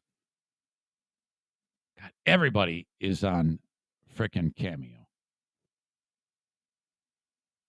My God. Well, anyway, the lowest price here is some guy who plays for the Edmonton Oilers. He's $22. This guy I've never heard of is $19. Miss Channa, music producer, is from $5. Most of them are more expensive than your old pal Eric Zane. The thing is, though, I'm better than all of these fucking idiots. They are horrible. Every one of these morons, because when you open up the app, when you get hired, there's like show notes of things that you can that they want you to say. I don't do any of that shit. It basically just says, rip him a new asshole. And then I do for, I don't know, 4 or 5 minutes. Fat fuck Vince Neil does this. Hey, Jim, Vince Neil here. Hey, buddy. Have a Molly Christmas and a happy crew year. And 2020 is a all new beginning. So keep rocking. 12 seconds, $300. Motley Christmas and a happy crew year, buddy. Hey, buddy. Hey, Jim, Vince Neil here. Hey, buddy. Hey, buddy. Have a Molly Christmas and a happy crew year. And 2020 is a all new beginning. So keep rocking. I'm drunk. That's it. That's what you get. Ed Furlong did this, and I heard from longtime friend John Midgley. I am somewhat bedridden in the last few days. I hope you're okay. And in between projects, when I'm in between projects, I veer off and I watch some Edward Furlong cameos. And boy, are they bad. Here is one where he starts wishing someone a happy birthday and goes on an insane narcissistic rant. He says, I always enjoyed it when you destroyed Vince Neil's cameo. Hope you are well. Signed, John, the psychopath magician. This is Furlong. Now, I didn't realize he's 44 years old, but it looks like he hasn't really taken care of himself. It's kind of a mess. But this is his cameo to somebody who just wants him to wish like happy birthday to somebody. Hey Stephanie, you're a longtime friend, Denna, or Zolik. You know what? I can actually share this screen with you at the same time, so that way you can see it too while listening to it. So give me a second. This is always awkward when I have to do this, but I want you to see it. Okay. All right. Okay. There we go. Hey Stephanie, you're a longtime friend, Denna, or Zolik. I'm not laughing at the name. I'm laughing at myself because I can't read, and I just did this on the last cameo I did. I completely fucked up somebody's name, so I'm sorry. Or Zolik. So yeah. So Denna or Zolik. Has his voice not changed yet since he was 14 on T2? What the fuck is going on here? Wanted me to say what's up to you, Stephanie, and yeah, that's so cool, man. So you guys went to go see the T2 opening when you were 11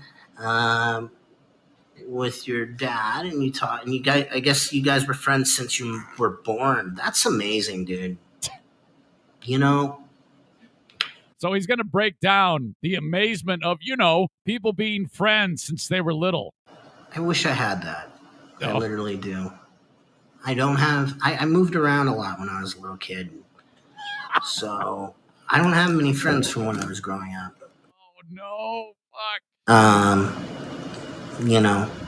then I got swooped up in this whole fucking business and shit. And one of my regrets in life is that I didn't hold on to some of the friends that I made when I... when I first Again, this started out as, can you wish my pal happy birthday? And here he's talking about his regrets with not having friends. Started working and stuff, and yeah, that's really amazing, man.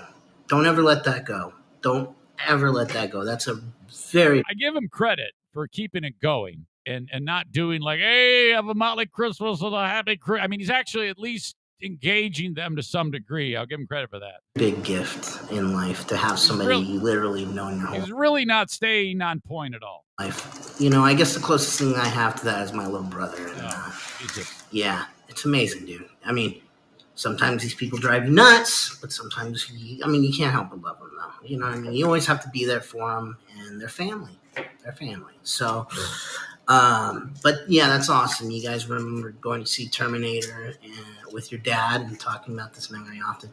And thank you for wishing me a happy birthday. I know I'm 44. God. Okay, so now basically Ed's giving himself a cameo at this point. He's saying, thanks for telling me that you're wishing me a happy birthday. Damn, I'm getting old, man. Fuck, 6 years away from 50. 50, man. 50. And honestly, I don't know, dude. There might be some people that aren't going to like this. I don't know, but I'm getting ready to kill myself. And by the way, in the background, he's got a painting of a man with a Rubik's Cube for a head, holding a gun to it, and then all the pieces are blown out like he's shot his Rubik's Cube head. I feel like my life is going to be over by the time I'm 60. I might as well just say farewell to everything, because it's like from then on. I think he actually is talking. He's contemplating suicide on this cameo. What the fuck has happened to Ed? It's gonna be old man shit. I'm gonna be fucking headed towards going Denny's for the early bird special and having to wear diapers or whatever the fuck it is, dude. Yeah, he's talking about 50. Yeah, 50 years old. He's going to be old and he's going to be wearing diapers. What the? I don't know. But anyway, so I got 15 more years, man. I'm going to enjoy it. I'm going to really enjoy these last 15 years. But anyway, you guys rock and roll. And you know what, dude? I promise you, if I make it to 60, I'll be 60 and be like, yeah, you know what? Yeah, whatever. But 70. But then if I'm if I'm saying well, 70. I take it back. This is actually worth every penny. Okay. 70, that's just you're done, dude. You are old as a buck. So yeah. Man. Guys. Well, you guys have given me your age too, because you guys were 11 when Terminator came out. So you feel me, right? You fucking feel me. Yeah, he keeps realizing that he's talking about himself only. And then he keeps going back to the fucking 10 words that they sent him for content. Right? Seriously. It's depressing, man. I mean, youth is really wasted on young, dude. You know what I mean? Fuck. If I had known how fast life goes by, I would have really soaked it in a lot more. But anyway. Wow. Sorry for the rant. But yeah, anyway, rock and roll, you guys. Take care. Bye. Hey, buddy. Yeah, rock and roll. Have a Motley Christmas. Hey, Jim. Vince Neal here. Buddy. Hey, buddy. Have a Motley Christmas and a happy crew year. And 2020 is a all new beginning. So keep rocking. Keep rocking. Oh, shit. Poor Ed. I want to do one and just send it to him and say, Ed, you're fucking this shit up. Okay? So wake the fuck up. First of all, you're round. Get the fuck outside and go for a walk. Then eat a salad. End of day. Then try doing that again. Okay? And then maybe you'll get a little feel-good chemicals going through your fucking fat head there, and you might feel a little better about yourself. Jesus, he's dead at age 44. Some follow-up to yet another beat-up of Free Beer and Hot Wings, which, by the way, is a regular thing on this show now. And you know what? I'm kicking myself. I should have started this show 2.5 years ago by making it open season on those fucks. The fact that I even considered myself to wanting to extend an olive branch to those bastards was a huge mistake on my part. Huge mistake. And now they do all the heavy lifting for me with the garbage that they give you, because there are a percentage of people, not a lot, but there are a percentage of people who listen to this show and for some godforsaken reason listen to that. That little voice in your head, audience members. Wow, I'm bored. Yeah, listen to it. It is. It absolutely is. If you turn to me, if when my show starts, you then go, oh, Eric's on, I'm going to shut this off and I'll come back to that later because Eric's on. They're doing something wrong. You shouldn't be listening to that. It's a fucking bore.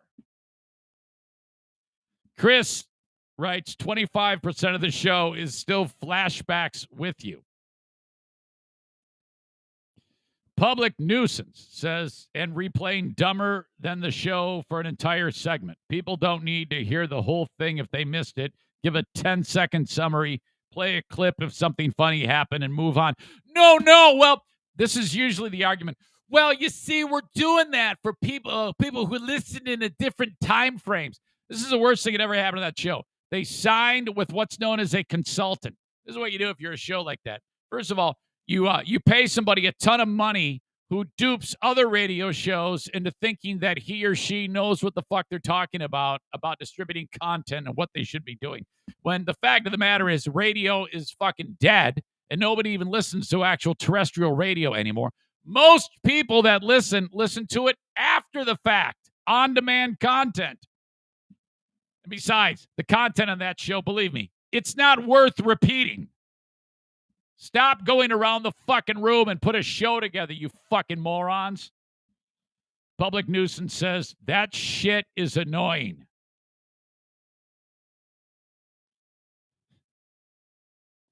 Let's see. Patriot Nick writes something. I don't know what he means by the FBHW crowed love pedophiles. I mean, I know what you're meaning by by pedophiles, but I think you mistyped that. Would you look at the fucking screen before you hit enter?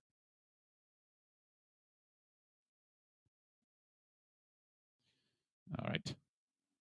I'm going to be a thorn in his pudgy side. Jason Schaefer replies to Josh Brown. Are you talking about me? Are you talking about Josh? Referring to when I told my dad that he's actually 87.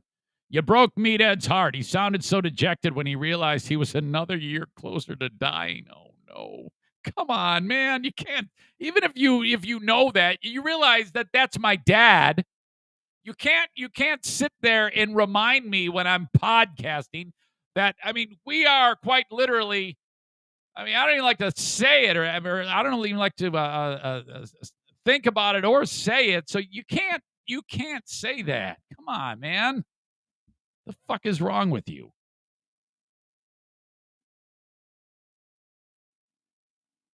God, I know that thought does creep into my mind from time to time, you fucking dope. That's it. Look at this. 300 seconds because he's on YouTube. Put user into, you've earned 300 seconds for the banging me over the head with the impending doom of my father. You fucking moron. You know, that's going to be a public mourning when that day does come. Oh, my God. All of these people are going to travel as far as they have to travel to be there for that special day. That's how important my father is to these people, you dumb twat. Jesus. Patriot Nick says Vince Meal. Pronounce it correctly, damn it. That's true. Jason Schaefer says that Ed Furlong sounded perpetually wasted.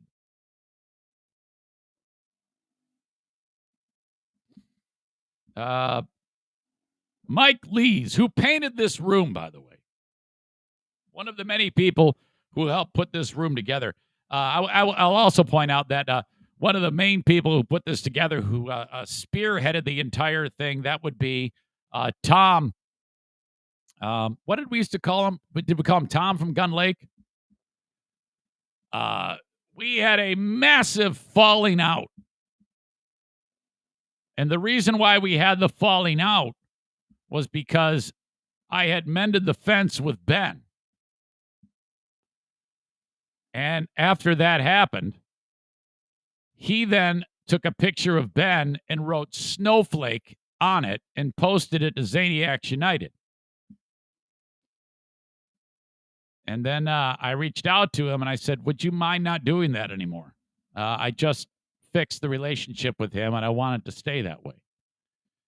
And then he kind of rubbed my nose and shit. Yeah, you never learn, do you? And I'm like, wait, what? I was married to a person who had the same type of mental defectiveness as Ben has, and it's going to come back to bite you. And I'm like, well, fuck you. Just go fuck yourself. So I did. I told him to go fuck himself, and that was that. And then after about a month, I always have a guilty conscience when I when I do shit like that. And then I calmed down and I reached out to him. I go, hey, dude, I want to fix this. And he said, fuck no. So that was that. Anyway, that comes up because Mike Lee's painted this room. I must admit, I've turned it on the radio on commutes in the morning, and all they seem to do is go around the room. Ugh. You guys, I don't like you at all. But I'm telling you this from a creative standpoint. You can sit there and lecture the audience as much as you want that this is where we are now and, we're getting older. It's fucking boring. And you do it for an hour and 20 minutes total in a day. What happened to the passion and the fire that you two used to have? First of all, none of you have the ability 4 times a show to pull something from the previous 24 hours and make it interesting. You just, it's not in your wheelhouse. You're better at other things. My advice, reboot. Reboot the whole fucking thing. And when I say reboot, I mean don't do anything that you did before and put your fucking brains together and write a new show. Because this sucks. Mike continues. All they do is go around the room and do an accelerated version of trivia every day, which also sucks. Not much there. I have no idea how they could get any new listeners. Plus, stop saying your name before every time you speak. Yeah, it's awful. Their theory is, you see, new people come in, man. We got to get them up to speed because they need to know. It's like, you fucking idiots. Get in there and have conflict with each other. That's what you need to impress upon them. Oh, my God. Anything that is memorable on that show happened pre-February 2016. Everything post, there's nothing that they can hang their head on. There's no teddy bear conversation. There's no sweater beat up. There's no hamster story. There's no hot zester. There's no running with the bulls. There is no Lindsay Lohan freedom machine. There is no going to the Republican National Convention. Nothing. No going to Great Britain. No. You sit there and you bore everybody. What the fuck? And you audience members that are tricking yourself that this is enjoyable, fucking let them have it. Jesus. The Valentine's Day pillow. Oh, God, just classic beat-ups. Man. All right. Enough of that. No, but I should have done this. I should have taken the gloves off long ago. I regret ever even attempting to try to be even somewhat friendly with them. I regret that. So we bugged out of Afghanistan yesterday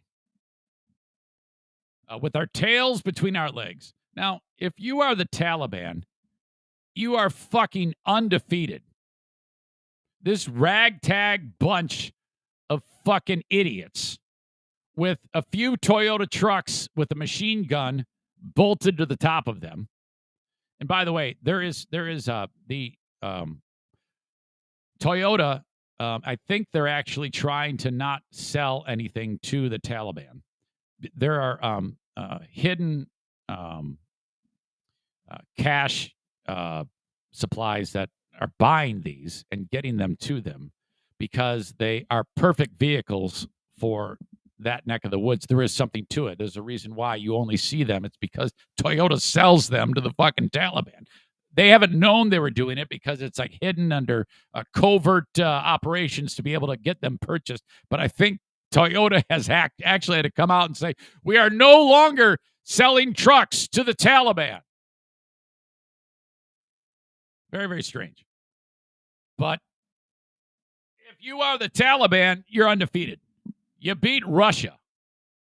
And you've beaten the United States. And just as in case anybody's forgotten, the Taliban was armed by the United States CIA. And there was a little-known freedom fighter for the Taliban when they were fighting, a very young man fighting against Russia, the Soviet Union, by the name of Osama bin Laden, who then was enraged when Saudi Arabia turned to the United States, when Kuwait was invaded by Iraq. And bin Laden was like, wait a minute, hold on a second here. No, you don't need them, you need us. And the Saudis said, fuck you. We're going to the U.S. That was the straw that broke the camel's back, in addition to, whatever ideological beliefs that the United States has that the Taliban obviously does not believe in. So that opened up the door towards all the terror attacks of Al-Qaeda and 9/11 and bombing the coal and the embassies in Yemen and Kenya. It's all bin Laden.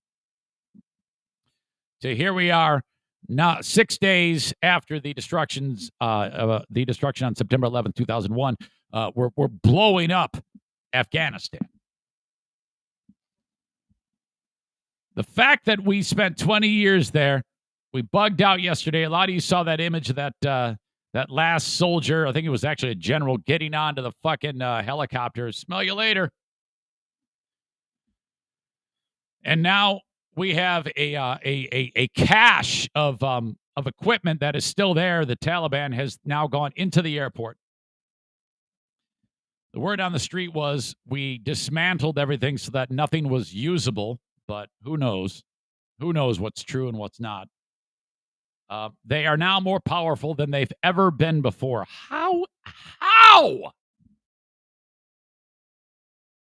20 years. And why didn't... I guess the question is, if I had an opportunity to speak with somebody who could answer this question, why in the world were we there then? I mean, did you not know where the strongholds were? Did you not, 20 years, couldn't you have just continued to wipe these guys out in a almost like a house-by-house ground assault? You've got 20 years to do this. And you have the might of the United States military. How can this fucking gang of dudes with small arms somehow manage to defeat the United States? We lost this war. Wow. So the United States bugs out. And if I'm them, the Taliban, they then go into the airport and they, they're shooting their guns in the air. They're acting like assholes. We have no more military there. And by the way, there are 1,000 or 2,000 Americans there, and I'm not entirely clear as to what's going on.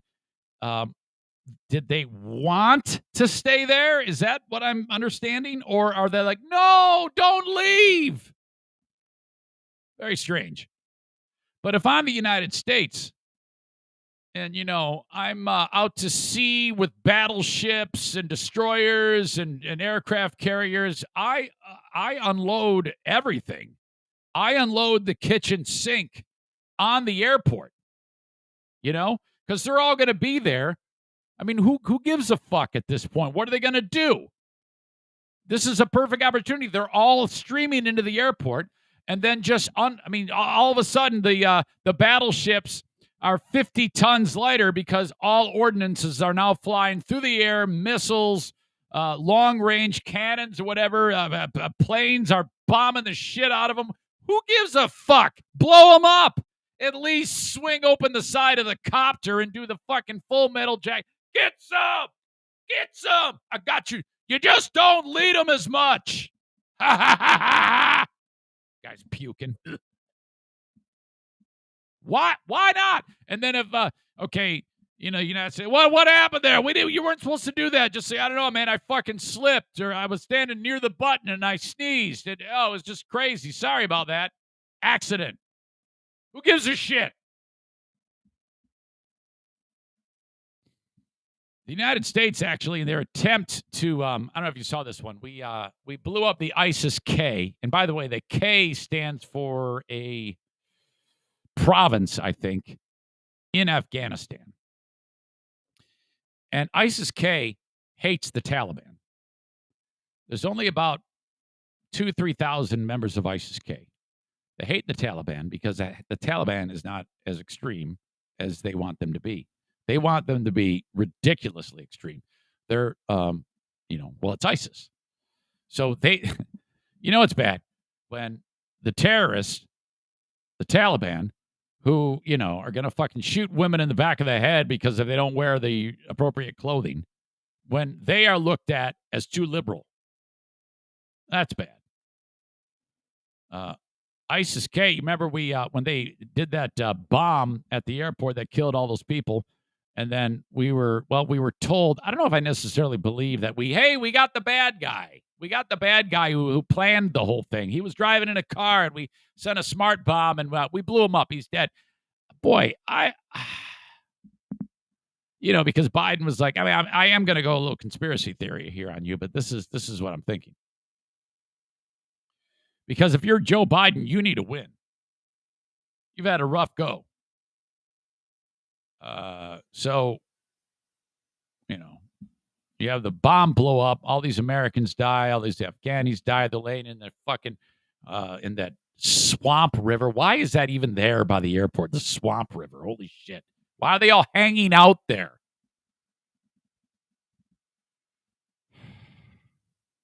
And then,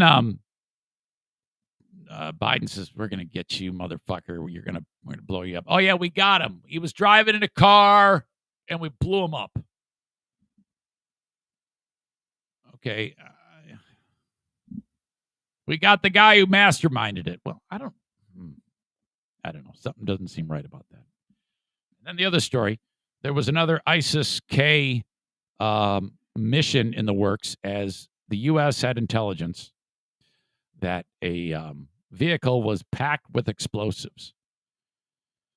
And we found the vehicle, and through a drone strike and smart bombs, we blew up the car from far away. Well, horribly, some fucking family is across the street.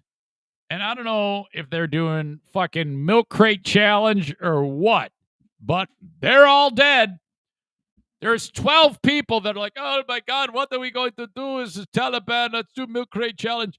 And they were wiped out. I mean, we did blow up the truck, but 10 of the 12 family members were obliterated. Holy shit. Ugh.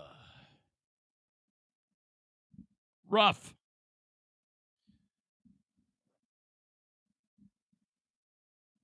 So that is that. Afghanistan is done. Chris says it happens with a bunch of these drone strikes. Yeah, I get that. I understand. I think there is a fight going on in the chat. I believe the combatants this time, the belligerents, are N and Nick. I hope it's not over. I don't know what it's about.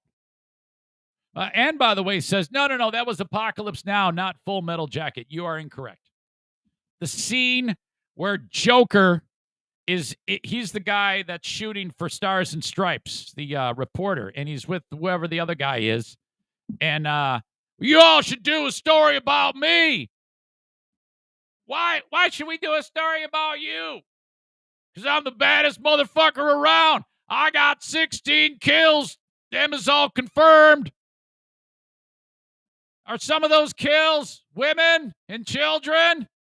Yeah. How do you kill women and children? The helicopters in the background. You just don't lead them so much. Get some. Get some. Get some. It's definitely Full Metal Jacket. You don't know what the fuck you're talking about, you dumb motherfucker. Great movie. All right. As I indicated earlier, contribute to the show, Eric at ericzaneshow.com. I would love to hear, see what type of stories you think I should talk about. Send them along, Eric at ericzaneshow.com. As I said, I just lost Dirk. He's completely wrecked. I don't know if we'll ever get him back. He used to be here on the chat, yucking it up with us. But I think he has flown the coop. Sorry about that. To the rest of you, because y'all enjoyed his presence. But, man, I don't know what happened. It just blew up. It's over. That's too bad. Very, very sweet and helpful and kind, and has sent me all sorts. He sent me this right here, this thing, to help me. He was so sweet. He heard me complaining about, it was upsetting me that frogs were dying in my pool. He sent me a floating lily pad that the frogs can climb on and hop out of the pool. He sent me that. He's been nothing but sweet to me. And we got into a little spat about COVID because, well, he's crazy, okay? He's completely brainwashed and misinformed and is willing to share all of his dumb hocus-pocus bullshit about COVID with me. And then I always kick his ass over it. Nonstop. I mean, he sends me the latest one was, hey, did you hear the news? What? Yeah, the FDA didn't approve the Pfizer vaccine. He actually thinks the FDA did not approve the Pfizer vaccine. I go, what are you talking about? Yeah, it's something else. It was name change and it's not even approved. It's you and then he writes, you just believe the lie in the narrative. I'm like, what the fuck are you talking about? And so that what got him was I was like, okay, send me one story that talks about this, not your interpretation of whatever the fuck. Just send me some proof. Oh yeah, it says right here in the FDA's release that it's no, that's you interpreting it. That's not true. Oh my God. So we lost him. He gave up. There is pain in his ass region.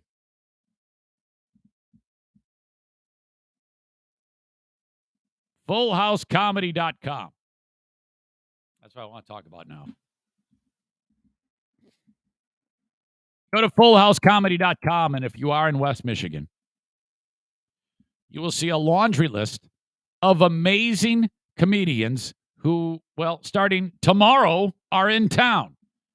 Mitch Fatel, who's a fucking legend. He sat right here in the studio with me. He got his start on the Howard Stern show. He was an intern. This is how it went. Fatel was an intern back in the day on Howard's show. And then he walks up to Baba Booey and he says, I got a problem. Because I guess he's coming in from like Long Island or something like that. And he goes, what is it? He goes, I can't come in anymore. He goes, why? He goes, because my car's fucking dead and I don't have money to fix it. And Fatel was doing very well on the show as an intern. He's funny. He goes, oh, fuck. Well, we need an intern. Do you know anybody? He goes, yeah, I go to school, film school with this guy named John. And I think he would want to do it. And he goes, okay, well, we need him. Have him come in and intern. Or have him come in and interview. And then Fatel says to Baba Booey, well, I'm just going to let you know ahead of time, he's a little uncomfortable talking to him. And Baba Booey says, what do you mean? He goes, well, he stutters.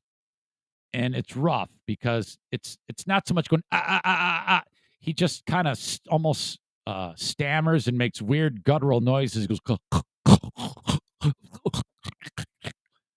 and he goes, really? And he goes, yeah. He goes, well, okay, I'll deal with that. I'll talk to Howard. And Fatel says, all right, smell you later. And then that's it. He's done with the show, and he goes on to finish his education and got into comedy. Well, the other half of that story is Baba Booey goes to the boss and says, the boss says, did you get a new intern? He goes, no, but I'm interviewing one. His name is John, and he stutters. And Howard goes, hire him. He goes, I haven't met him yet. He goes, I don't give a fuck. Hire him. The rest is history.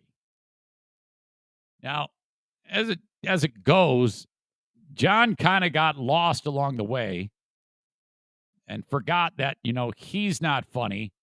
Howard's funny. And when he makes John read fucking ridiculous questions to celebrities and John's reaction and John not even knowing what the fuck he's doing. Now, John has since gone on to do a podcast that sucks so much dick, it's unbelievable.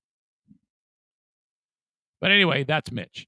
Fatel is in town starting tomorrow in Howard City. Spectrum Lanes on September 2nd. Rockford Lane, September 3rd. And then Back Alley Comedy Club, September 4th in Muskegon. While that's all going on September 3rd, Eddie Griffin is at the park for fucking, let's see, 2 shows on September 3rd, 2 shows on September 4th. All the details, go! FullHouseComedy.com. Go buy tickets. Or buy tickets and go. Don't not go buy tickets. Buy tickets and go. And you're supporting Big Dick Donnie.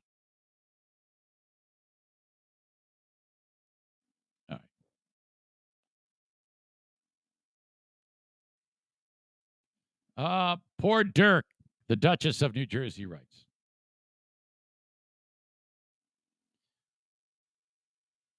Patriot Nick says, everyone thinks they're right. Nobody is willing to accept that maybe they're both wrong. Well, for most people, perhaps, but not me. That does not apply to me. You all know it. Some of you just don't want to admit it, but I am correct about everything. And don't ever fucking lose sight of that.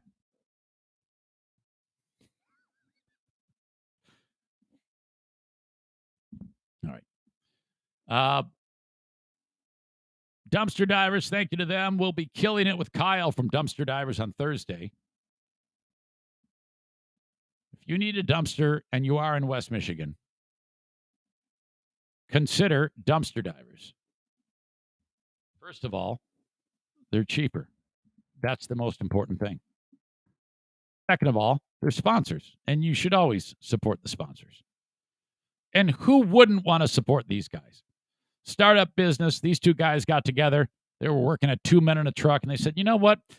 I think there's a spot for us in the dumpster landscape.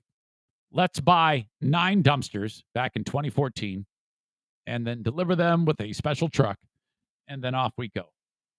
Now they have 30 dumpsters. They continue to do great things. Not Black Emilio and Kyle. 616-375-9962. Call or text Dumpster Divers when you need a dumpster or junk removal services or demo and deconstruction.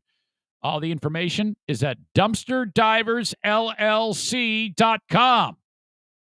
Kyle will join us from Dumpster Divers tomorrow.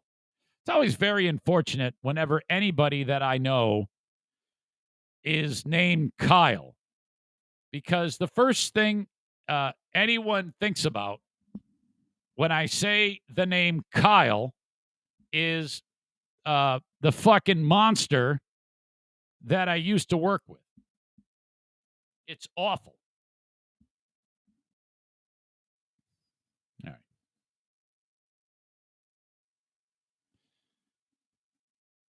So there was a football game, a high school football game that played over the weekend on ESPN, and I was like, I didn't know that ESPN was playing high school football games. Well, I guess they do if it's a good enough matchup.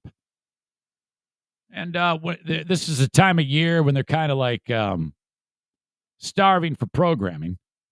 So what they see on their end at ESPN is a press release from a high school that says, if you're in need of programming on this given day on this past weekend, we think you should carry our game. We will be having a live feed, multiple camera angles here, and all you need to do is carry our game.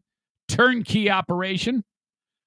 We here at Bishop Sycamore are taking on the famed IMG Academy in high school football. Now, what these schools do is they're almost like universities. Make no mistake. It's football first, education second, but nobody really bats an eye. So ESPN is like, well, maybe tell us more about your school, Bishop Sycamore. And the coach right away says, well, all you need to know is that on offense and defense, we have over a dozen Division I players. That their next step is Division I college football, already signed, sealed, and delivered. And we're talking Alabama, LSU, Clemson, Notre Dame, the best schools in the land. Our athletes are going on to the next level. You can see all of our blue chip players when we take on the famed IMG Academy, which already is known to having a strong pedigree of athleticism. And so the guy who runs ESPN, who's in charge of this, he says, yeah, well, we're in. We are going to televise this game. Well, it turns out it was all a scam. The school sucks dick. I mean, it's as bad as like, like when you see from time to time on Facebook, you see like the scene where, everybody's having a feel-good moment with nice, uplifting music. Maybe you see it on like the Dodo, where you see the kid who's got Down syndrome take the handoff at the 1 yard line, and all the guys are like, in air quotes, trying to track him down, trying to tackle him, while he's sitting there trucking along, and it takes like 25 minutes for the kid to get the length of the field, and he's just so happy, and oh my God, he scored, and the cheerleaders go nuts, and the fans go nuts, and this kid feels great, and you all watching it, we're like, oh, this is so great, I'm going to fucking cry. This kid is...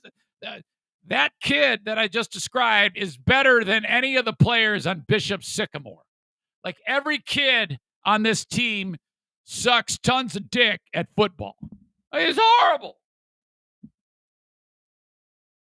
Yet there they are on ESPN. And they got the fuck beat out of them 58-0. According to Bleacher Report, after airing a one-sided high school football game that ended 58-0 on Sunday, ESPN said it was a mistake made by Paragon Marketing Group via Jack Baer of Yahoo Sports. Quote, we regret that this happened and have discussed it with Paragon. Paragon secured the matchup and handles the majority of our high school event scheduling. They have assured us that they will take steps to prevent this kind of situation from happening in the future. So basically, Bishop Sycamore just reached out and said, yeah, they're great. We're great. We're awesome. And Paragon said, all right, sounds good to me. While IMG Academy was worthy of inclusion on national TV, Bishop Sycamore raised concerns after allegedly embellishing the skill of its football team before the blowout loss. Bishop Sycamore told us they had a number of Division I prospects on their roster, and to be frank conversation, a lot of that we could not verify. ESPN's announcers, they were like ESPN announcer, oh my God, said that during the game, quote, they did not show up in our database. They did not show up in the databases of other recruiting services. From what we've seen so far, this is not a fair fight. Bishop Sycamore director Andre Peterson discussed the college offers made to his players with the Athletics' Andy Staples and Ari Wasserman. Quote, I try to defend when people say, oh, well, yeah, you lied about kids having Division I offers, Peterson said. Well, I guess the best way for me to fight against that is having you sit down with us on signing day. So this guy still maintains that his players are, oh, yeah, we got 4 guys going to be at Ohio State. The team itself is based in Ohio. Also reportedly played another game on Friday, just 2 days before its game on ESPN. Coach Ron Johnson told Andy Staples and Ari Wasserman from The Athletic that Bishop Sycamore typically fields 2 teams. We had a couple guys play a couple series in that one game to give them a look because we didn't have practice that day. Normally, what we would have was practice Friday, walk through Saturday, play on Sunday. So instead of that, we had some series here, and then we worked out and practiced a little more with IMG. So he's basically just saying that, oh yeah, we just had some shitty players out there. President of Paragon Marketing Group. I mean, if you're like with this Paragon Marketing Group who delivers this product to ESPN, you're like, oh shit. That guy, Rashid Ghazi, told Ben Koo from Awful Announcing that they would have canceled the game had they known Bishop Sycamore played earlier in the weekend. It created significant injury risk for the players beyond the one-sided battle on the field. The program reportedly first started last season and entered the game with no wins in 2 years. The vetting process and the issues with the matchup are 100% on Paragon, Ghazi said. As the guy who founded the ESPN relationship and the president of the company, it's really 100% on me. Well, you're fired. Bishop Sycamore is an online-only charter school that is not affiliated with the Ohio High School Athletic Association. There's been a lot of stories about this Bishop Sycamore. There's another story that I read about how one parent who was courted to bring his kid to the school realized it's just a school in name only. There's nothing educational about it. In fact, some of these kids were like 19, 20, 21 years old. So something's wrong with that whole scenario. And then he talked about how he kept this guy who had a son who he was convinced at the time that Bishop Sycamore was a good thing.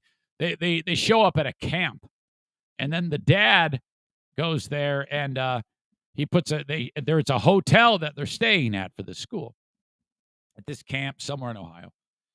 And then the dad says, yeah, so in order to get into the room, you got to have a credit card on file in case you use room service or something. The guy checks out, and then the next thing he knows, the guy, he gets a charge for the room bill. He's like, wait a minute, what the hell's going on here? And he goes, isn't the school Bishop Bishop Sycamore is supposed to pay for that? And they go, no, they're not paying for it. You have to pay for that on your own. He's like, oh, well, that's bullshit. So he pays for the room. And then half a day later, this dad, who's not affiliated with the school, his kid's just at the camp. The guy's credit card pays for all of the rooms from Bishop Sycamore. He's like, he called it, what the fuck? He goes, yeah, well, your credit card's the only one on file. Wait, what? Yeah, they said you're paying for the whole thing. He goes, I'm not paying for the whole fucking thing. What are you talking about? So that's kind of what you're dealing with there. The whole thing is kind of like off the rails. It's a pretty interesting story, at least to me. It was for you. Maybe not. But holy shit, how stupid is that? All right. We wrap up the show with the asshole of the day coming next. I need nominees. Who do you think it's going to be for asshole of the day? Send them along via the chat on the show. Thank you once again to Gift of Life Michigan. If you go to ericzaneshow.com and click on the Gift of Life logo, that will open you up to a form where you can fill out who you are and your willingness to donate your organs in the event that you, God forbid, pass. And honestly, there is be really something fantastic if every person within the sound of my voice, I don't care what state you're in, does this. Just knowing that you alone can save 8 lives with all of that, I hate to say it, it sounds weird, being harvested from you if you pass, but that's exactly what it is. Give the gift of life. Fill out your organ donor card. You can also do it via your ID. Yes, give it all away. Thank you, Gift of Life, Michigan. Giving your motor the gift of life. See how I did that? JM Synthetics, Jason Mays. This is what I want you to do. Go to jmsynthetics.com, shop the products, decide what you're going to buy, and then call Jason. Amazing AMSOIL products, the best in the business. They don't just sell this stuff at the store. They sell it through hardworking distributors like Jason. That's how you get AMSOIL products. 616-747-0233. That's 616-747-0233. And Jason's not shy when he says, look, please support me. When you support me, I can support the show. And he's right, because he pays me for the marketing, but there has to be a return on investment. So if he gives me a certain amount of cash every month and he's bleeding money because nobody's buying his fucking shit, well, he's going to cancel it. So fucking buy it. If you change oil or you need a filter or any type of lubrication, whatever it may be, go look at the products. jmsynthetics.com. Then call Jason. The number's right on the website, or if you don't, 616-747-0233. In fact, Jason, he brings you the asshole of the day. Thank you for that. He also brings TC Paintball GR also brings you the asshole of the day. What are we thinking here? We talked about, let's see. We had Huge on.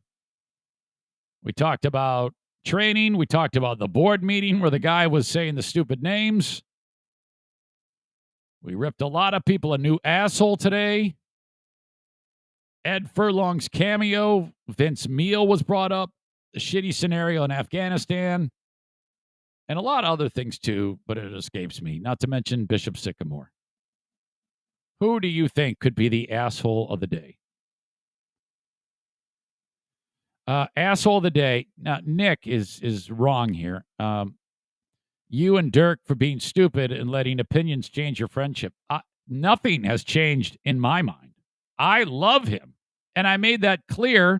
So I believe the words I want to say now are fuck and off, because I love him, and I have taken nothing seriously, and I never will. Unlike you yesterday, twat.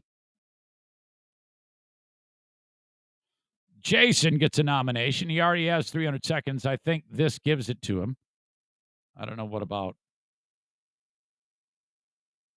Yeah, Jason was kind of a twat because I don't like that PA prank. It's too much. It's over the line. It's a joke.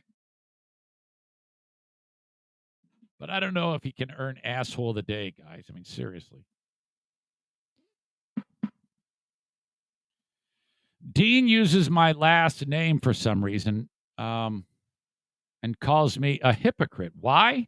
Why again? I would be curious to know why you would say that about me. Why would I be a hypocrite? What have I done that is actually hypocritical?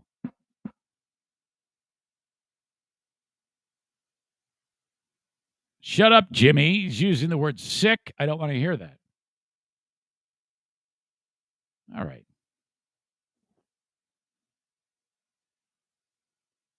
So I'm just scanning. I don't see anybody really worthy of it. Are you telling me?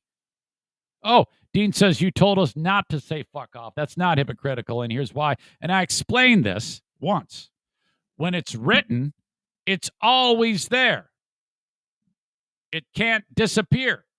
If it's a fleeting moment on a podcast with saying fuck off, like I just did, that's different. However, I now am no longer concerned about that. So I now encourage you to write fuck off on there. So there, we're all good now. All right. I see a newbie. Aksum Tagaru. We have war, say that to Afghans. I don't know what that means. I don't know if English is the second language there, but if you could give me some clarification, go to your white kingdom. Okay? All right, now we're getting somewhere here. Kind of unpacking this. I need more explanation. And then, look, he says only Habesha for Habesha. Now, can you explain to us, white men and some white women, what Habesha is? Habesha meaning they are peoples. Habesha peoples. Historically, the term was applied to predominantly Christian groups, and the usage remains common today. Identifier frequently employed to refer to Semitic language-speaking peoples mainly found in the highlands of Ethiopia and Eritrea. Okay, so, all right. And you are a lady, I'm assuming. It's written weird, but it says I am a G-U-A-L,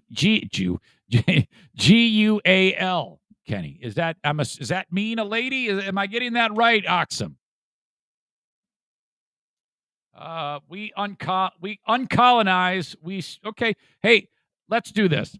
Oxum, let me send you a link, and we can. Kenny, shut up. We got somebody new here. Don't alienate the new people. You shut up. You have to understand. Oxum, the lady, the English is not the person's first language. So don't sit there and give her the business because she doesn't type the way you recognize. We can't even understand you, Kenny, because you sound like a fucking hillbilly. So try not to alienate the new people. Oxum, this is what I'd like to do as we wrap up this show. I want you to quickly go to your email, Oxum, and then send an email to eric@ericzaneshow.com. That's eric@ericzaneshow.com. I'll even type it here for you.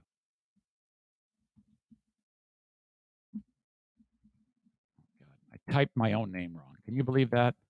I typed E-Rock. It's on my brain. Reach out to me on the Shoreliners Striping inbox. Oxum. Okay? Send me an email immediately. And then what I will do, this will be very fun, is I will send you a link. And then you click on it, and then your face will appear, and we will have a conversation. Now, this will be fantastic. And I'm telling you, I'm not going to give you the business. I'll treat you with respect. It will be a great deal of fun. And this will give me an opportunity to showcase how easily it is to bring new people into the show. Kenny, I am warning you. If you alienate this person, I'm going to beat your fucking ass. Stop it. In fact, that's a timeout right there. Do not alienate my audience.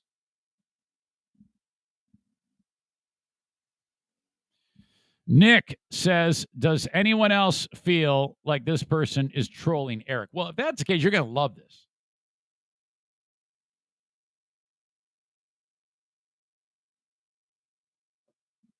I am a working housemaid. I am taking care of Madame's children, maybe later. All right. Fair enough. That's fine. Can I just ask this? What are you working in the U.S.? I mean, where are you from, Oxum? I'm curious about this. I always know when new people chime in because most of the people that check out the show are like regulars, you know? All right. Tom says that Oxum drew a line in the Afghan sand. And by the way, it says, I am a working housemaid, Oxum writes, with a Turkish flag. Now, okay, that might be weird, you know, because you see, I'm Armenian. And, I hate Turkish people. Okay. Now, so a Turkish person is going to have to work to earn my respect. And, well, even just to get me to say, to not say fuck you to them. Because, Oxum, you understand that fucking Turks are like the Nazis. And the only difference is at least the German people have owned up to it. The Turks have not. So I fucking hate Turks, Oxum. All right. Chris says Oxum is going to ask for money any second now. That's okay. Oxum, I want to give you money. I'm going to direct you to a guy named Kenny who is going to give you money. All right. I am from Tigray, Ethiopia. I work for an Emirate family. They own a house in Turkey and United Arab Emirates. It is normal that we Habesha housemaid travel overseas. They own several mansions. We love Arabs. Well, look, Oxum, I understand that. And I would still love to talk to you. But this is my advice to you, Oxum. Whatever you do, don't ever say anything positive about the Armenian people in front of the Turks because they hate us. They slaughter us. These are bad, bad people. I'm not saying don't quit your job, Oxum. But just know going forward that we have a real problem, the Armenian people, with the Turks. But I want you to have a good day. And don't hesitate to reach out to me asking for money. Eric at ericzaneshow.com. If that is your real name. If this is a scam, then we're having fun with it.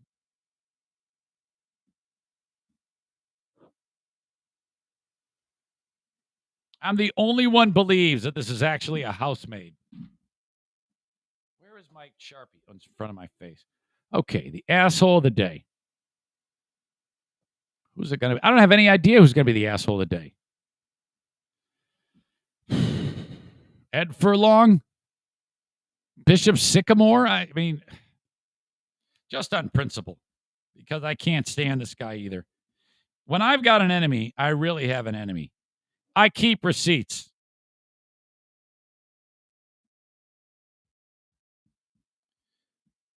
Michael Gray is the asshole of the day. He's earned a Lifetime Achievement Award.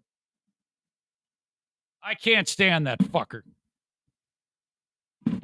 So fuck him. Fuck everybody else that likes him. And fuck Free Beer and Hot Wings too. Fuck those guys. All right. You guys are great. I appreciate you for being part of the podcast. It's always have fun. We'll talk to you next time. Talk to you on the Patreon coming up at 11. Chris says, maybe can we get Axum on the Patreon? No, I can't do it. I can't do screen share. We'll talk to you then. Bye-bye.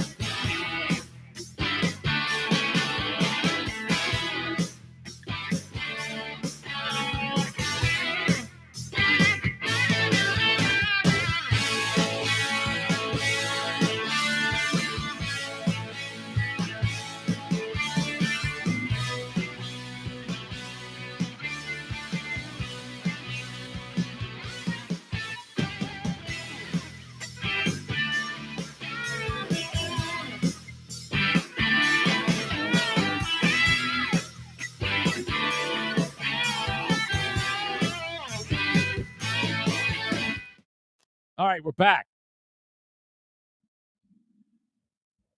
The idea is being floated that we fly Oxum in to have hardcore Arab butt sex somewhere in the United States. Hardcore Arab hillbilly butt sex. Kenny is down, and Oxum, I don't know if that's in your wheelhouse. Kenny, you are not welcome in Addis Ababa, and Asmara, ugly inbred Esau Gentile. Oxum, Kenny is proficient in Arab butthole. Would you be interested in some type of white man Arab butthole type of rendezvous? Would that be something that we could work out? Please email Eric at ericzaneshow.com.